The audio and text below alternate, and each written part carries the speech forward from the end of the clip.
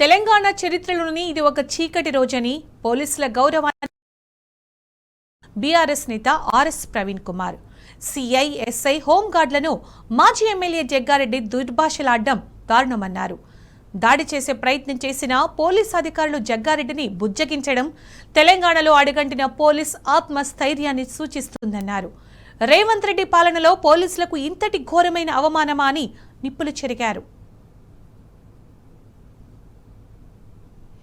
BRS social media యాక్టివిస్టుల మీద చీటికి మాటికి చిల్లర కేసులు పెడుతున్న ప్రభుత్వం కాంగ్రెస్ మాజీ ఎమ్మెల్యే జగ్గారెడ్డి మీద ఇప్పటివరకు కేసు ఎందుకు నమోదు చేయలేదని ప్రశ్నించారు ఆర్ఎస్పీ. సుమోటోగా కేసు చేయకుండా వేలాది పోలీసులకు హోంగార్డులకు రేవంత్ రెడ్డి ఏం సంకేతాలు? ఐపీఎస్ అసోసియేషన్ ఈ విషయాన్ని ఖండిస్తుందని నమ్ముతున్నానన్నారు ఆర్ఎస్పీ. రౌడీలకు ఎదురొడ్డి పోరాడిన పోలీసులకు మెడల్స్ ఇవ్వాలన్నారు.